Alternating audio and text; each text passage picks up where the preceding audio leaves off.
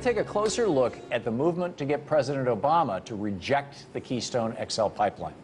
On Friday, the State Department announced that it would wait until after the November elections to make a decision on the proposed pipeline project, which would carry toxic tar sands oil from Canada right through the middle of our country down to the Gulf of Mexico.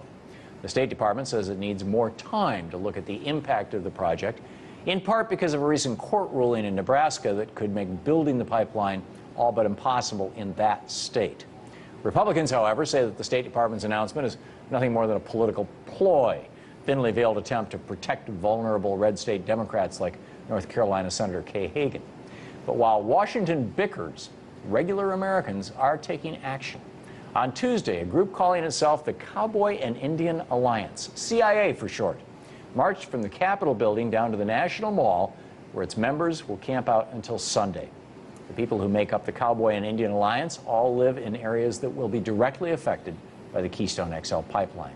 They're ranchers, farmers, and Native Americans, and they want President Obama to know that whether he approves or rejects the Keystone pipeline, it will have more than just political consequences. It will have human consequences.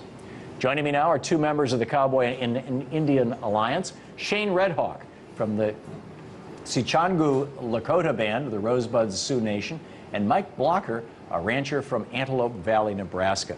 Shane Redhawk and Mike Blocher, welcome to the program. Yes, sir. Thank you for having us. Thank you for joining me. Tell us about, first of all, this alliance, how it all happened. What, if you don't mind, Shane Redhawk. Well, it's important to remember the fact that we all rely on the same water, so it was kind of a natural fit. You know, traditionally, we fought over the same territory, this land, but this aquifer that sits underneath this pipeline, the projected pipeline, the Oglala aquifer, there's a lot of people that will be impacted if that is desecrated. So it was a natural fit. The Cowboy and Indian Alliance.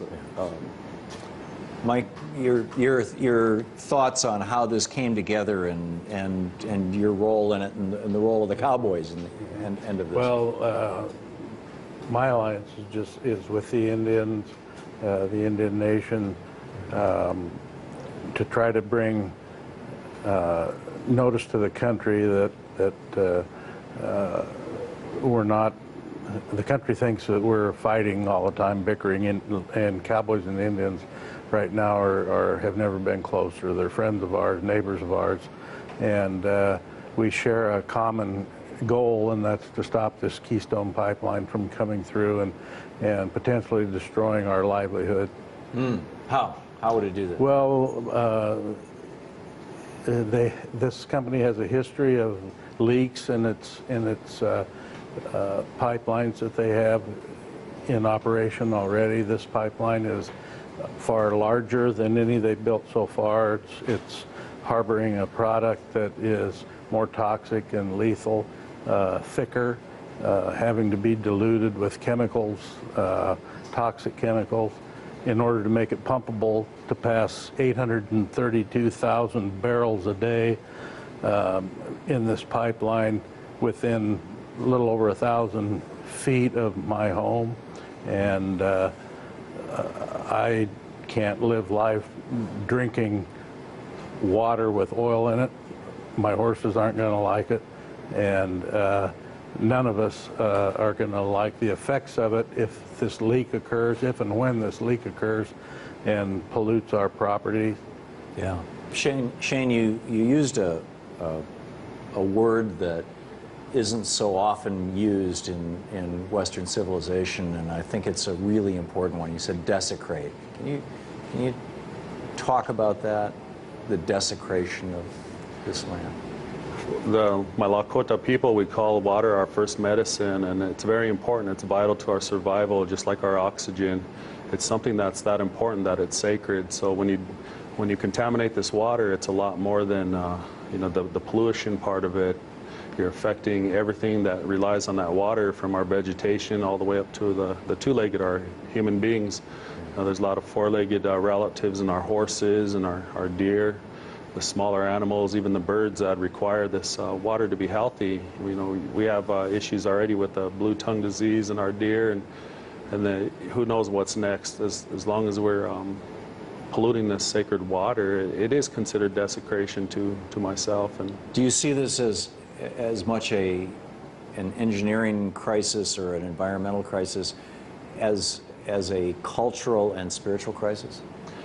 For my people having to deal with all that's been imposed upon us, you know, we need all the help we get to become healthy again and independent, and we have a lot of sacred sites in line that will be moved, or if not, you know, just polluted and removed completely. We have a lot of burials, and there's other things I don't care to share about, but they're very, very sacred to us, and they're in the direct line, so it is impacting my people on that spiritual level. Mike, you're from Nebraska, and I understand that there's been Antelope County, Nebraska. Yep, there's been a court case there, and now your governor's getting involved in this. What's going on with this? Well, a group of landowners sued the governor, saying that he didn't have the constitutional right to make the decision to offer Keystone the permit that they needed to cross through the state, and he bypassed the governmental agency that was assigned to make that decision and made the decision himself. The landowners challenged that decision and won in a court of law, and currently the governor has appealed that decision, and we're awaiting to the Nebraska Supreme Court. We're awaiting that decision now. Okay. In the minute and a half or so we have left, I'm curious from both of your point of views, what are you doing here in Washington, D.C. this week, and what's your goal? Shane? Our hope is to bring awareness and have more people speaking out against this impending environmental disaster. We really need more people to speak to their congressmen. It's a beautiful thing that Nebraska did what they did, and Bold Nebraska's here also through this this alliance. So you know, the people do have a voice, and they can use it. So you're calling on people to call their members of Congress. That's exactly what we're doing. Mike, how about you?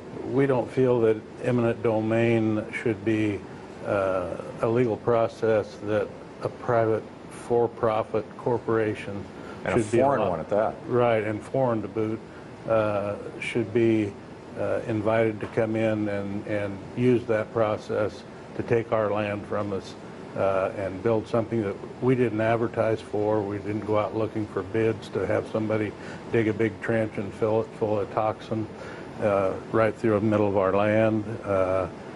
You know, it's something that we just feel very strongly about, and we wanted to try to make sure that President Obama looks at all sides of this issue before he makes a decision, and we're just hoping that sooner rather than later he decides not to give them the permit to build this pipeline. I'm totally with you. I wish you both the very, very best, and please send our regards to everybody out there on the mall.